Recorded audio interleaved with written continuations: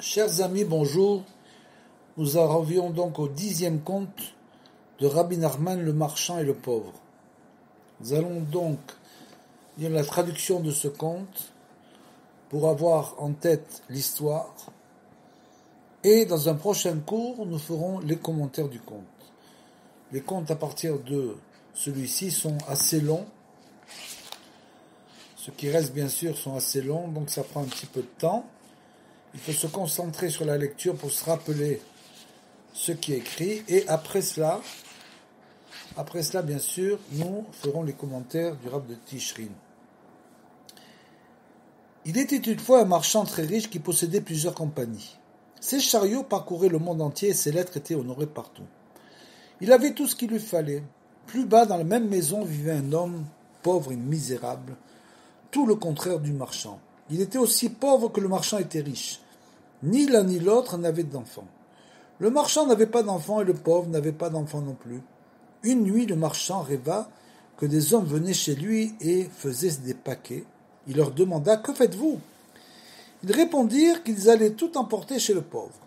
Il fut très mécontent et se mit en colère parce qu'ils allaient emporter tous ses trésors chez le pauvre. Mais il ne pouvait pas laisser libre cours à sa colère parce que les hommes étaient nombreux. Ils firent de nombreux paquets et toutes ses possessions, marchandises et biens et emportèrent le tout chez le pauvre. Ils ne laissèrent aux marchands que les murs nus et il fut très inquiet. En se réveillant, il comprit que c'était un rêve, mais tout en sachant que c'était un rêve et qu'il allait encore tous ses biens, qu'il avait encore tous ses biens, Dieu soit loué, son cœur battait très fort. Son rêve le préoccupait et il ne pouvait pas en chasser le souvenir.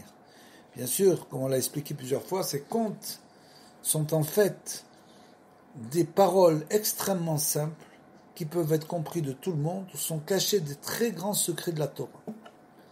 Parce que Rabbi Nachman nous a dit que toute sa Torah est cachée à l'intérieur de ces contes.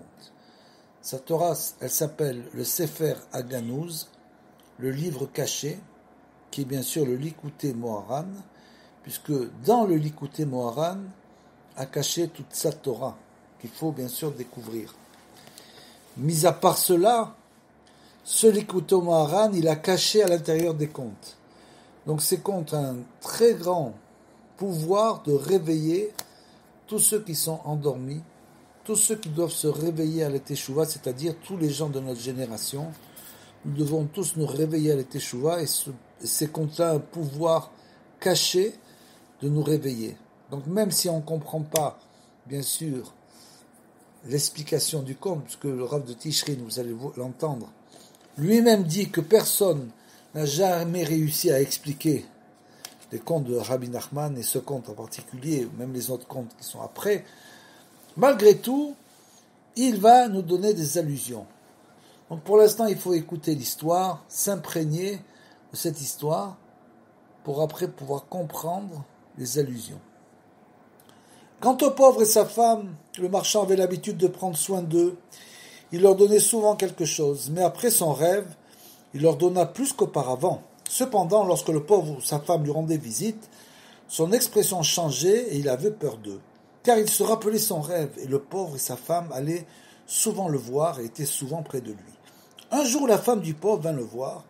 Il lui donna quelque chose. Son visage se transforma, il eut très peur. Elle lui demanda « Je vous demande pardon, mais pourquoi, lorsque nous venons chez vous, votre visage change-t-il » Il lui raconta toute l'histoire, ce qu'il avait rêvé, et lui dit que depuis ce jour-là, son cœur battait très fort. Elle lui dit « Ce rêve n'a-t-il pas eu lieu telle nuit ?» Il lui répondit « En effet, pourquoi ?» Elle dit « Cette même nuit, j'ai rêvé que j'étais très riche et que des hommes venaient chez moi et faisaient de nombreux paquets. Je leur demandais « Où allez-vous emporter tout cela ?» Ils me répondirent « Chez le pauvre, c'est-à-dire le marchand, qu'ils appelaient maintenant le pauvre. Par conséquent, pourquoi se soucier d'un rêve ? Moi aussi j'ai rêvé. » À ces mots, le marchand fut encore plus effrayé et s'affola. Il avait entendu le rêve de la femme qui devait signifier que toutes ses richesses seraient emportées chez le pauvre et qu'en échange on lui apporterait le dénuement du pauvre. Il fut terrifié. Un jour, la femme du marchand partit se promener en voiture avec d'autres femmes, parmi lesquelles se trouvait la femme du pauvre. Elles se promenèrent donc, et un général de ses troupes passèrent. Elles s'écartèrent de son chemin. L'armée passa et le général remarqua les femmes dans la voiture. Il donna l'ordre de faire sortir l'une d'elles, et les soldats firent sortir la femme du pauvre. Ils la firent asseoir dans la voiture du général et l'emmenèrent. Il était impossible de la reprendre, car les soldats étaient nombreux et ils étaient déjà loin. Le général l'emmena dans son pays, mais c'était une femme pieuse, elle ne voulut pas lui céder. Elle pleurait beaucoup, on la supplia tant et plus, mais elle était très pieuse. La femme du marchand et ses compagnes rentrèrent de leur promenade, et la femme du pauvre n'était pas parmi elles. Le pauvre pleura beaucoup, il se frappa la tête contre les murs, et se lamentait continuellement à cause de sa femme. Un jour, le marchand passa devant la porte du pauvre et entendit ce dernier qui pleurait amèrement et se frappait la tête contre les murs. Il entra chez le pauvre et lui demanda « Pourquoi pleures-tu si fort ?» Le pauvre répondit « Comment ne pas pleurer? Que me reste-t-il? À l'un il reste des enfants, à l'autre des richesses. Je n'ai rien, on a même pris ma femme. Que me reste-t-il ?» Le marchand fut bouleversé, il eut pitié du pauvre en voyant son amertume et ses larmes. Il s'en alla et fit une chose incroyable. Il prit des renseignements sur le pays du général et s'y rendit, puis il fit quelque chose d'inouï, un acte de folie. Il entra dans la maison du général, des gardes étaient postés devant la porte du général, et le marchand dans sa confusion fut soudain pris de panique et ne fit pas attention aux gardes. Ceux-ci furent effrayés et embarrassés car ils avaient vu près d'eux un homme pris de panique, qui leur fit peur. Comment était-il arrivé ici? À cause de la panique. Les gardes le laissèrent passer et il franchit toutes les portes jusqu'à la maison du général. C'est là que la femme du pauvre se trouvait. Il entra, la réveilla et lui dit « Viens ». En le voyant, elle eut peur. Il dit « Viens vite avec moi ». Elle partit avec lui, ils franchirent toutes les postes de la garde et se retrouvèrent dehors. Alors il regarda autour de lui et se souvint de tout ce qu'il venait de faire. Toutes ces choses incroyables, il comprit qu'il allait y avoir un grand tumulte chez le général. C'est ce qui arriva, il y eut un grand tumulte chez le général. Le marchand partit se cacher avec la femme dans un fossé rempli d'eau de pluie, jusqu'à ce que le tumulte eût cessé. Il passa 2 jours avec elle dans le fossé. Elle se rendit compte de toute l'abnégation dont il avait fait preuve et de tous les malheurs qu'il avait endurés. Elle lui fit un serment devant Dieu. Si elle avait la chance un jour peut-être d'arriver à une autre situation et de devenir riche, elle ferait profiter le marchand de sa fortune, et s'il voulait prendre sa fortune, et si elle devait se retrouver comme auparavant, elle ne s'y opposerait pas. Mais où prendre des témoins? Elle prit le fossé comme témoin. Au bout de 2 jours, ils sortirent et s'en allèrent, ils partirent très loin, et le marchand se rendit compte que là-bas aussi on la recherchait. Il partit se cacher avec elle dans un mikvé. Elle pensa alors à l'abnégation dont il avait fait preuve et aux souffrances qu'il avait endurées. Elle fit à nouveau un serment et prit pour témoin le mikvé. Ils restèrent là 2 jours, puis ils sortirent et partirent plus loin. Il se rendit compte qu'on la recherchait encore et il se cacha à nouveau avec elle. Ils se cachèrent plusieurs fois dans des endroits différents. Ils s'étaient cachés dans 7 endroits où il y avait de l'eau, un fossé, un mikvé, un marécage, une source, un ruisseau, un fleuve et une mer. À chaque endroit, elle s'était souvenue de l'abnégation dont il avait fait preuve, des souffrances qu'il avait endurées pour elle, et elle avait fait un serment, elle avait pris chaque endroit pour témoin.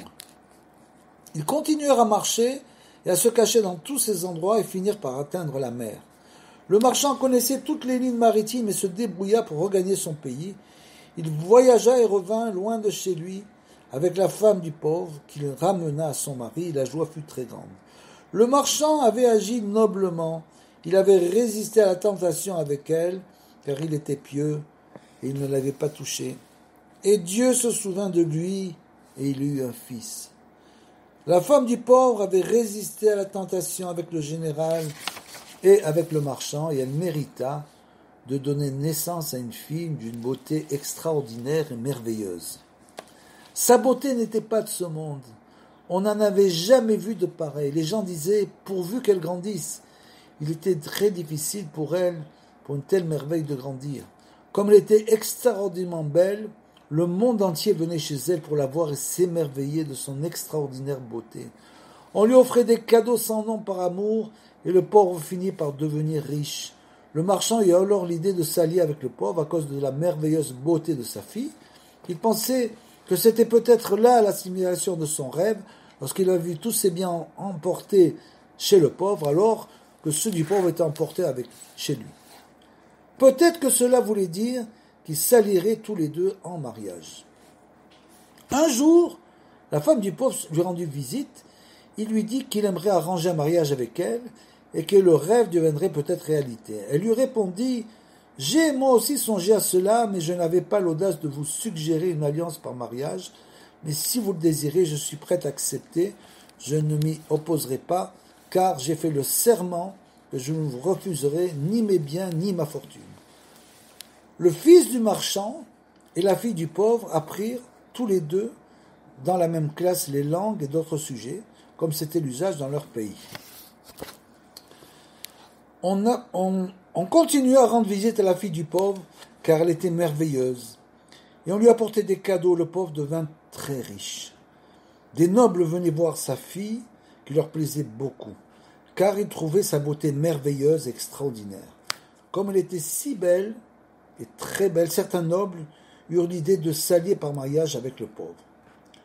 Le noble qui avait un fils voulait que ce dernier épouse la fille. Toutefois, ces nobles ne voulaient pas s'allier avec un homme pauvre.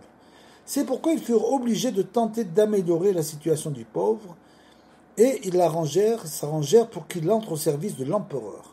Il commença par être lieutenant, puis il monta de grade en grade, car on veillait à ce qu'il eût une promotion rapide. Il gravit les échelons les plus élevés et devint général. Les nobles étaient aussi prêts à s'allier, mais ils étaient nombreux. En effet, nombreux étaient ceux qui avaient eu cette idée et qui s'étaient occupés de sa promotion. À cause de cela, ils ne pouvaient s'allier avec aucun d'entre eux. Par ailleurs, il en était empêché à cause du marchand, car on parlait déjà d'une alliance entre eux. Le pauvre devenu général avait beaucoup de chances de plus en plus. L'empereur l'envoyait faire la guerre et la fortune lui souriait à chaque campagne. Il fut promu à des rangs très élevés et la fortune lui souriait toujours. Puis l'empereur mourut. Le pays tout entier décida que le pauvre le remplacerait. Les ministres se rassemblèrent et furent d'accord pour qu'il fût empereur. Et il devint empereur. Il fit la guerre et eut beaucoup de chance. Il conquit de nombreux pays, fit encore la guerre, eut beaucoup de chance et conquit encore de nombreux pays. Finalement, les pays restants se soumirent à lui de bonne grâce, car on voyait qu'il avait beaucoup de chance et que toute la beauté et toute la chance du monde étaient siennes. Tous les rois se réunirent et furent d'accord pour qu'il fût empereur du monde entier, et ils lui donnèrent un document écrit en lettres d'or. Et là, bien sûr, on ne peut pas s'empêcher de penser au Mashiach. C'est le Messie. L'avènement du Messie, c'est bien sûr, Rabbeinu le dit dans ses écrits, que ce sera, toute la Géoula, la délivrance ne viendra que par le Messie lui-même. C'est lui qui va éclairer le monde de sa lumière, comme l'a fait Shlomo HaMelech en son temps, qui était la lumière du monde. De la même manière, le Messie, qui va venir, va éclairer tout le monde de sa lumière. Alors, il ne voulait pas s'allier aux marchands, car il n'était pas convenable pour un empereur de s'allier par un mariage à un marchand. Mais sa femme, l'impératrice, était du côté du marchand, qui avait risqué sa vie pour elle.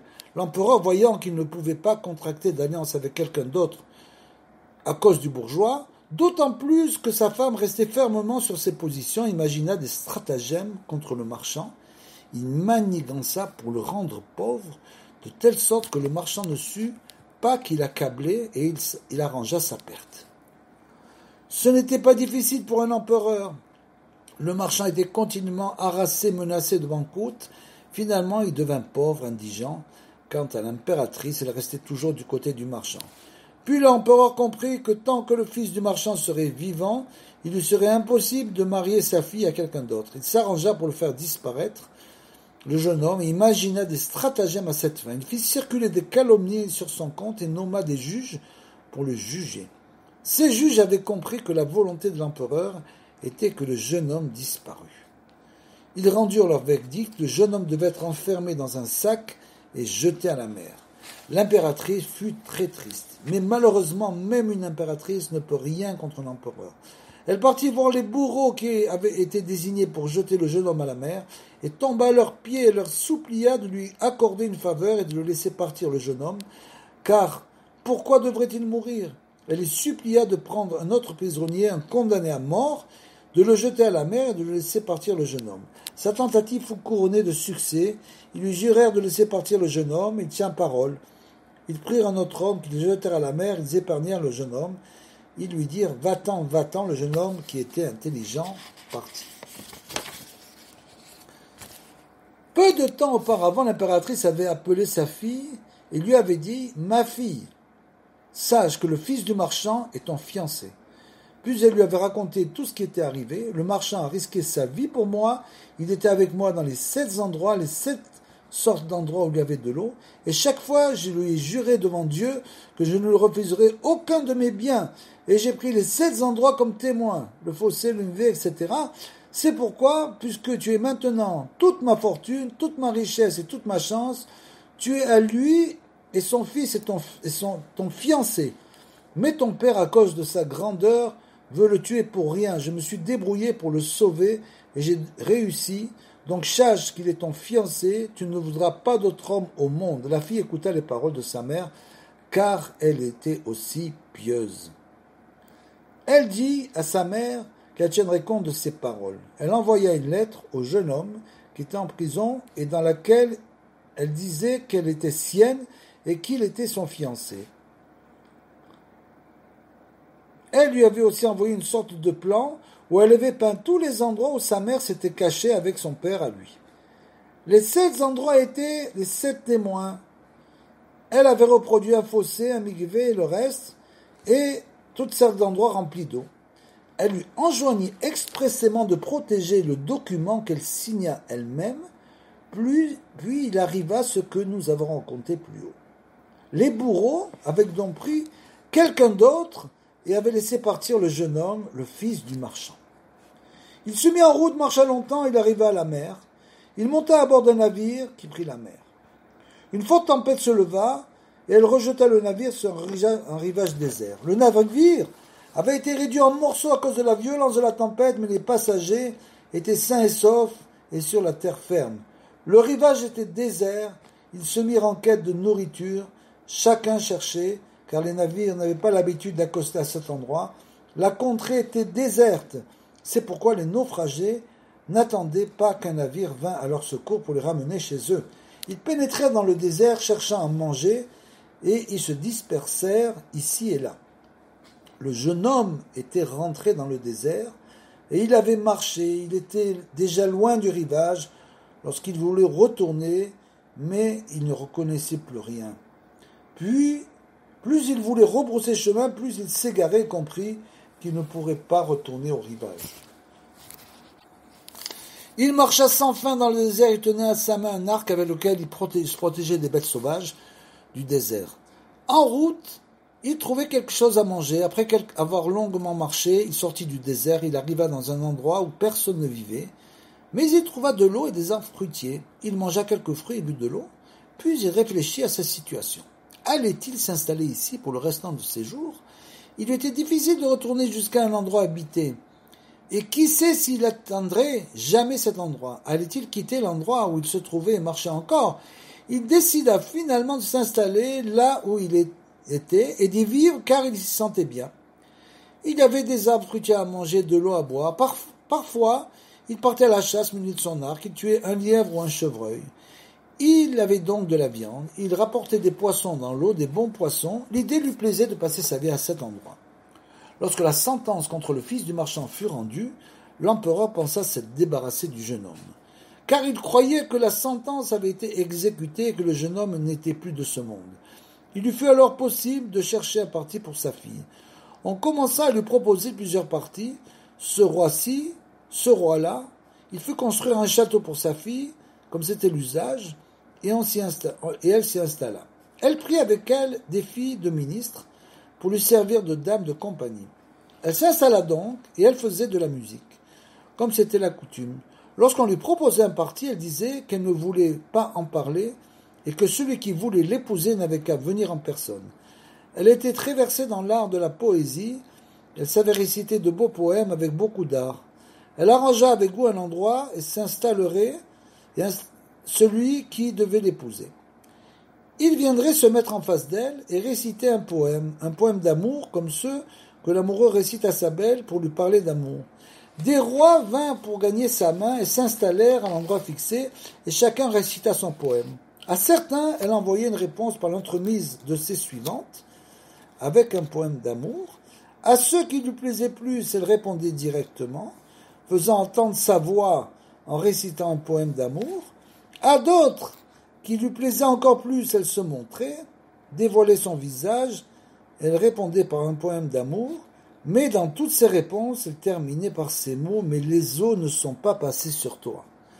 Et bien sûr, les eaux, c'est l'allusion aux 7 endroits où sa mère avait fait un vœu.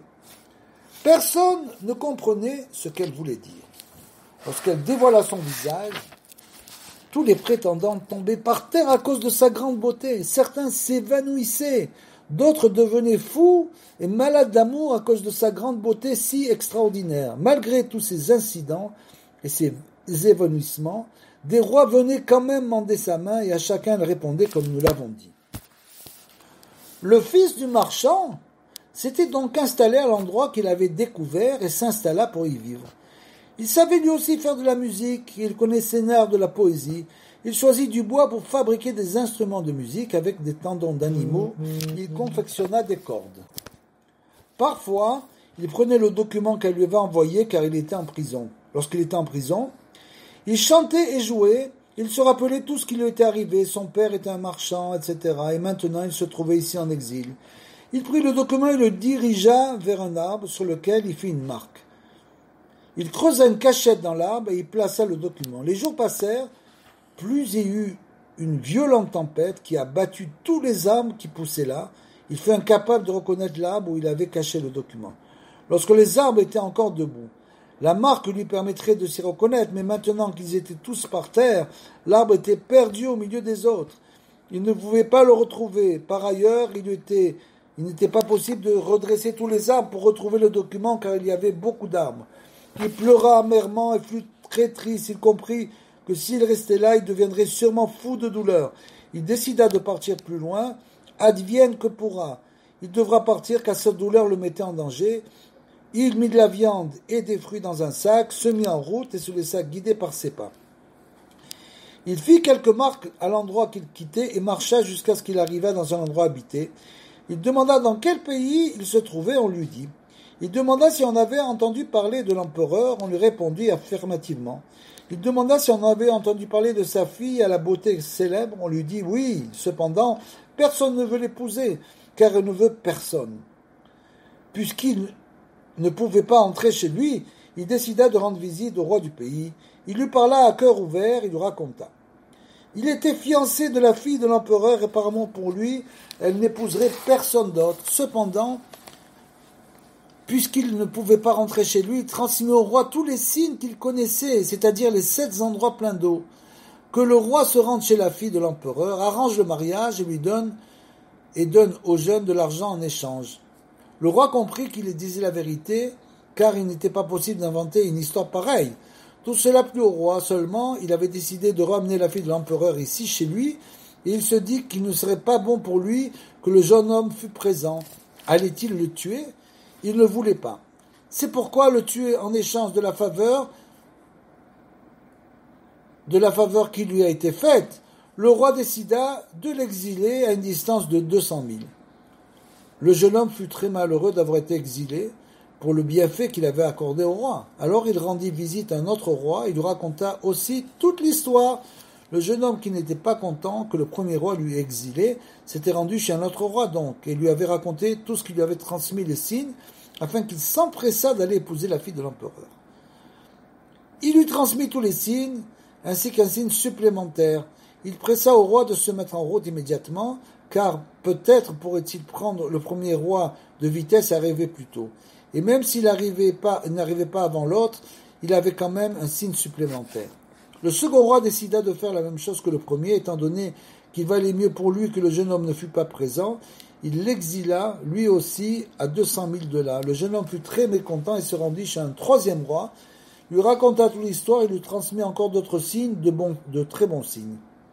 Le premier roi donc s'était mis en route et arriva chez la fille de l'empereur, qui était très belle.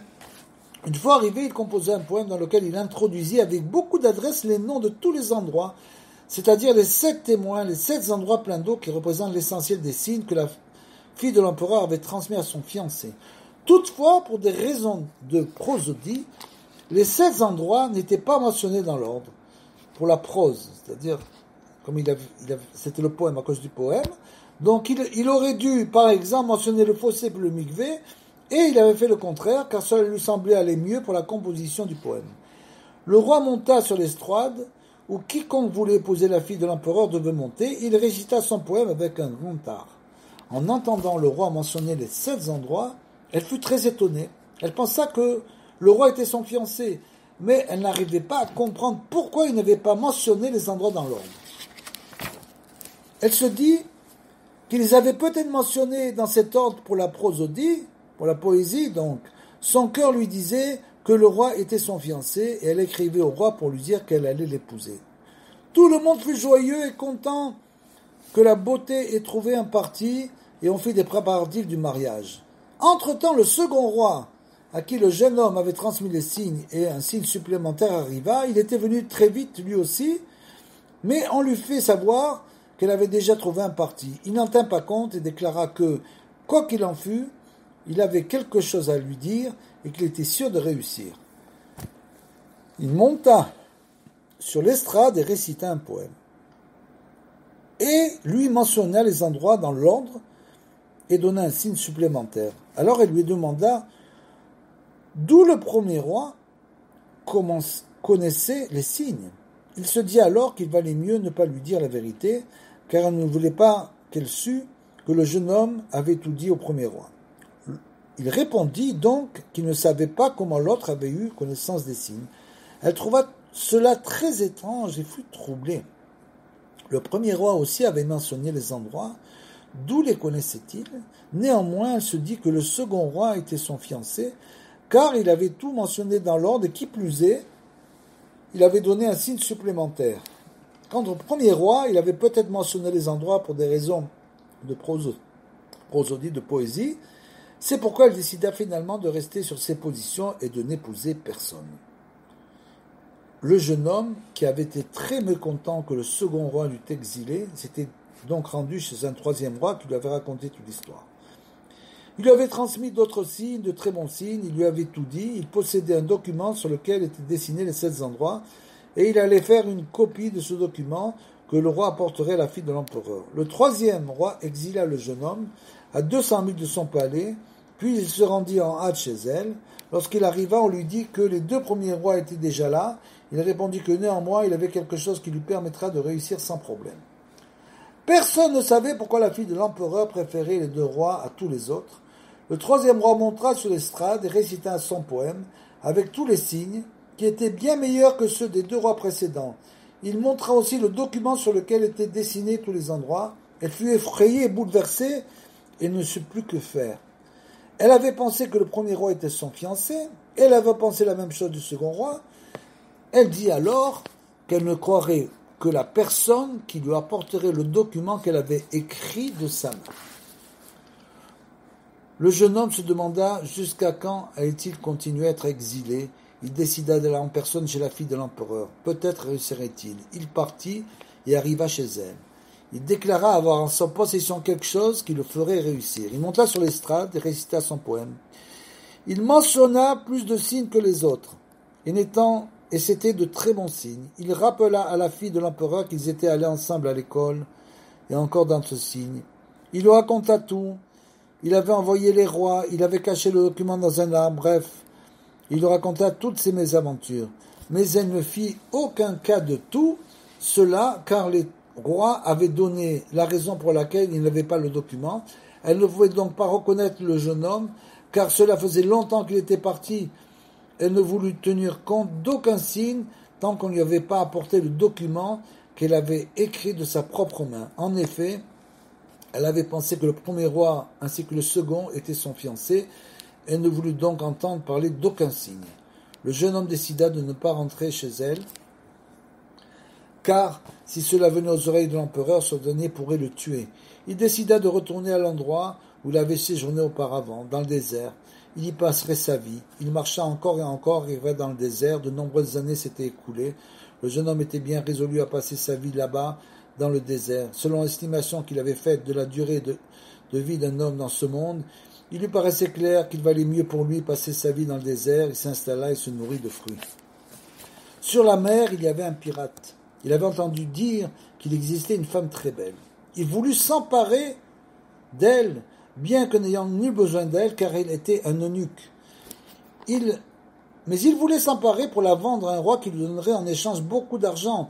Il réfléchit à son projet. Le pirate est téméraire et par conséquent, il se dit qu'il réussirait tant mieux. Sinon, que risquait-il ? Il était téméraire, comme tous les pirates. Il partit, acheta beaucoup de marchandises et fabriqua des oiseaux en or. Ces oiseaux avaient été fabriqués avec une telle habileté que l'on eût dit qu'ils étaient vivants, tellement ils avaient l'air vrais. Le pirate fabriqua aussi des épis de blé en or, et les oiseaux étaient perchés sur les épis. C'était une grande merveille, car les oiseaux étaient gros, et les épis ne se brisaient pas.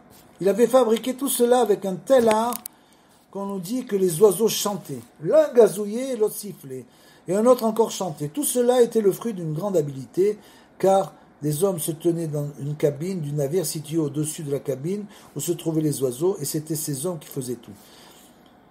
On aurait dit que les oiseaux eux-mêmes chantaient car ils étaient actionnés par des fils de métal.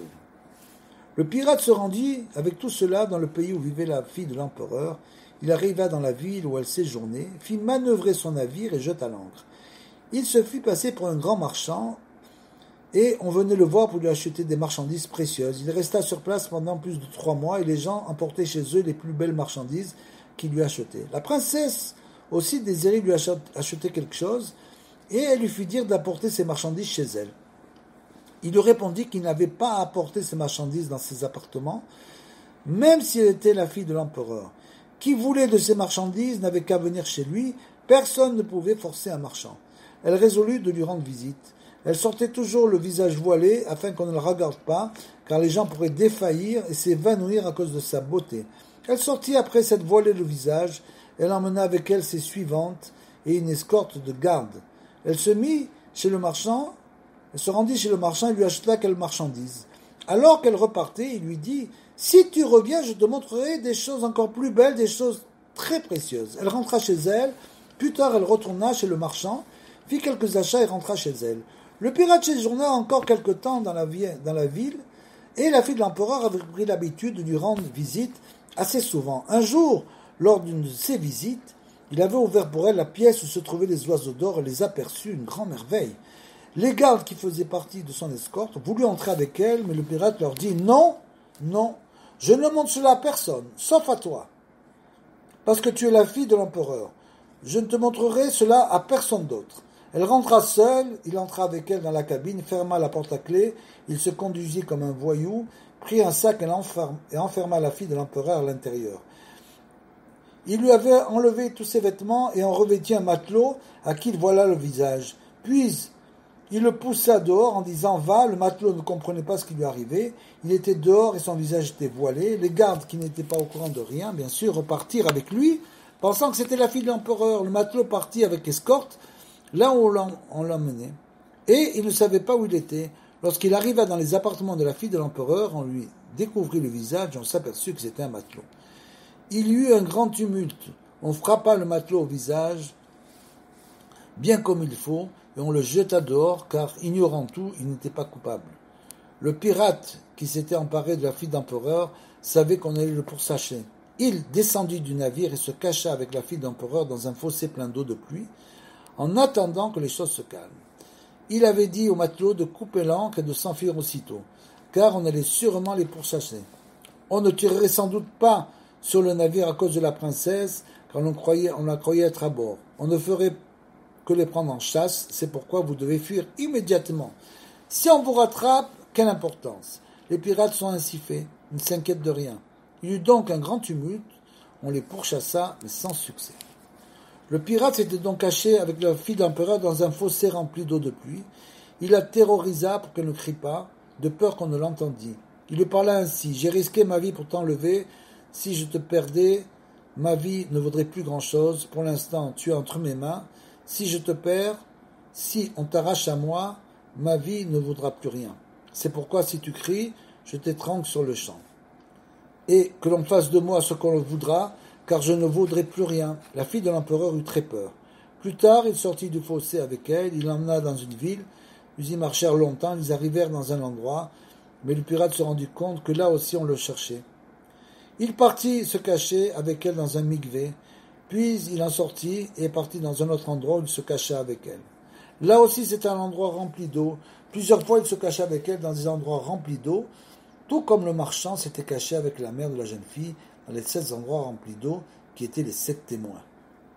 Finalement il atteignit la mer. Le pirate chercha une barque de pêcheurs pour faire la traversée avec la fille de l'empereur. Il trouva une barque et emmena la princesse.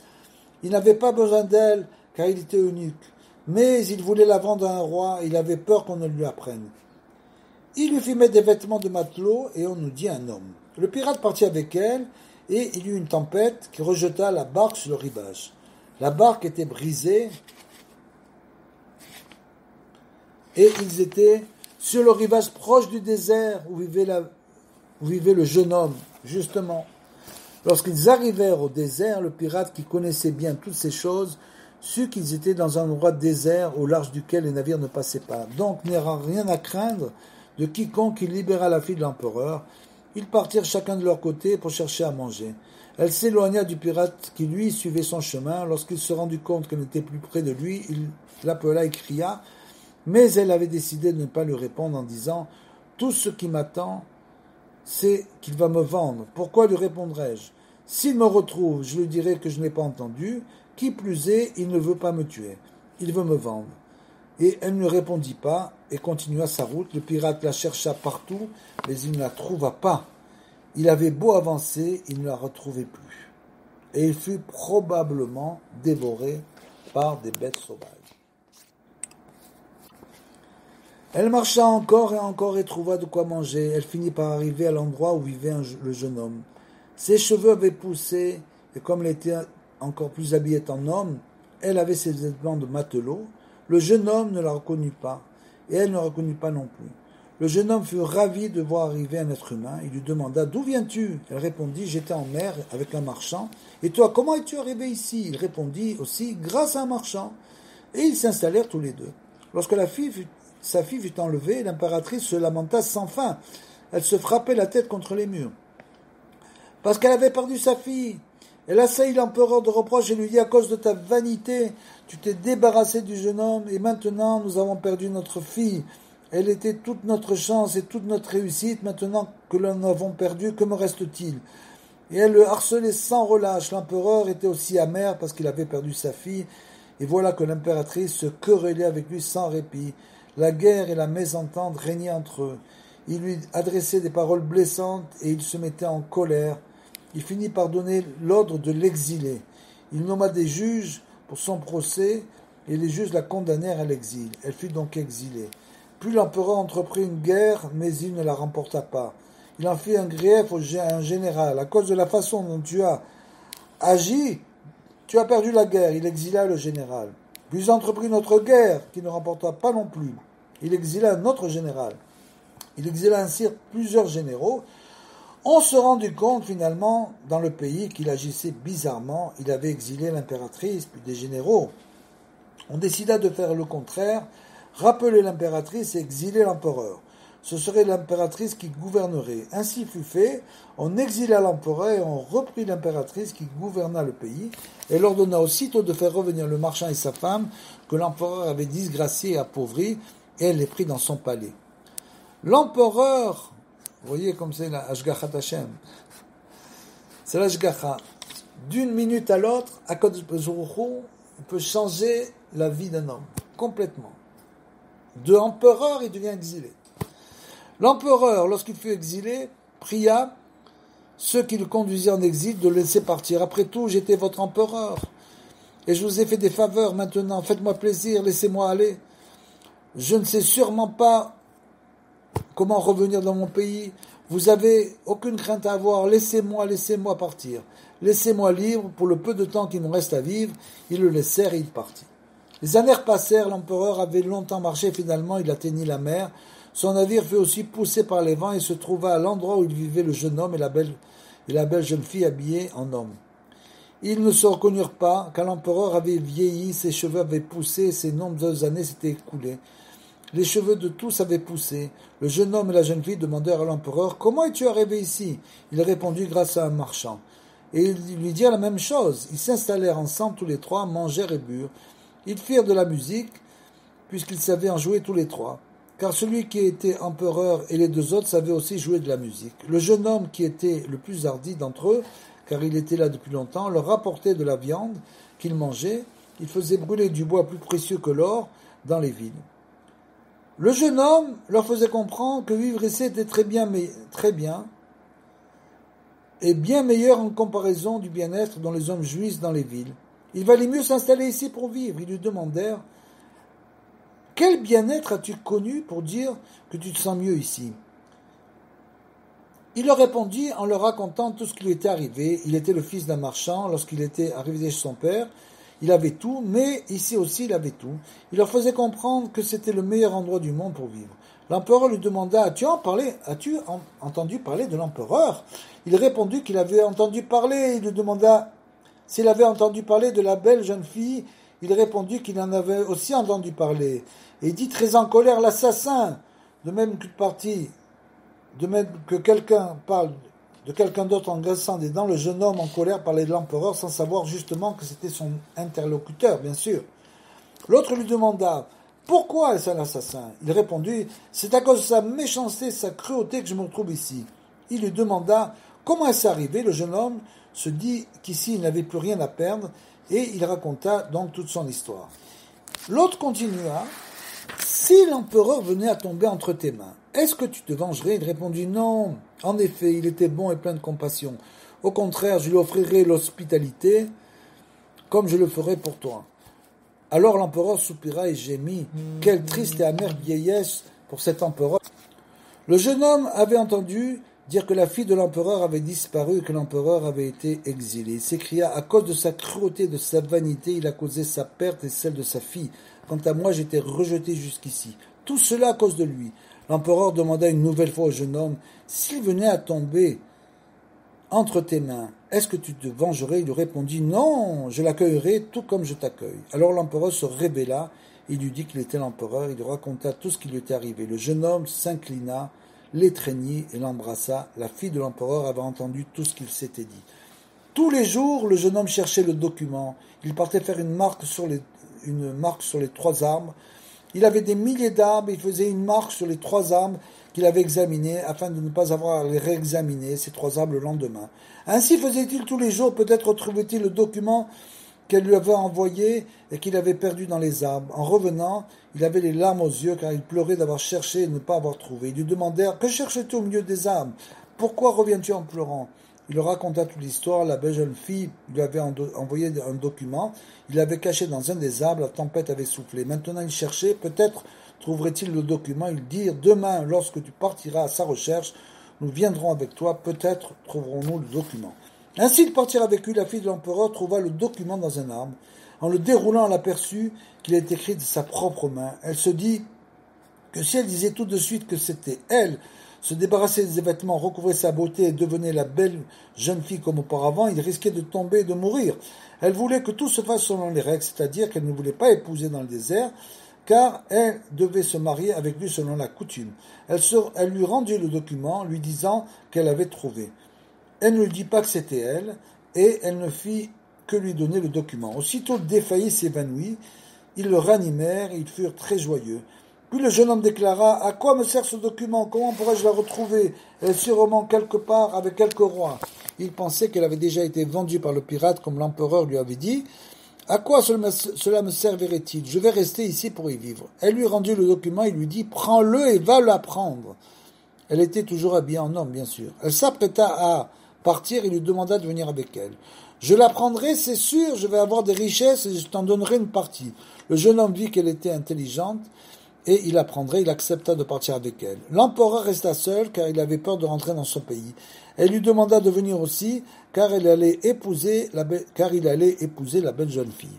Tu n'as aucune crainte à avoir, la chance va te sourire à nouveau car on va retrouver la belle jeune fille et on décrétera ton retour. Ils partirent tous les trois, louèrent un navire et se retrouvèrent dans le pays où régnait l'impératrice. Ils se rendirent dans la ville où elle séjournerait et se jetèrent dans l'ancre. La fille de l'empereur se dit que si elle annonçait tout de suite à sa mère qu'elle était de retour, celle-ci risquerait de mourir. Elle fit donc dire à sa mère qu'un jeune homme avait des nouvelles de sa fille. Puis elle se présenta en personne devant l'impératrice et lui raconta ce qui lui était arrivé à sa fille. Elle lui raconta toute l'histoire et termina par ces mots « Elle est ici ». Puis elle lui révéla la vérité « Je suis elle ». Elle lui annonça que son fiancé, le fils du marchand, était présent lui aussi. Elle dit qu'elle ne voulait rien d'autre, si ce n'est qu'on restituât sa place à son père, l'empereur. Sa mère ne voulait pas car elle était très en colère contre lui, puisque c'était par sa faute que tout était arrivé. Elle dut donc accepter par amour pour sa fille. On voulut rappeler l'empereur, on le chercha mais en vain. Alors sa fille déclara qu'il était avec eux. Le mariage eut lieu et la joie fut grande. Le fils du marchand et la fille de l'empereur héritèrent de l'empire et du royaume après s'être mariés. Ils régnèrent suprêmes sur le monde entier. Amen ve amen. Et l'empereur n'eut plus de grandeur car c'était à cause de lui que tout était arrivé. Le marchand connut la gloire car il était le père d'un nouvel empereur qui est le personnage principal de l'Empire. Le matelot fut roué de coups et on le chassa. Voilà la fin de l'histoire et le prochain cours, les commentaires.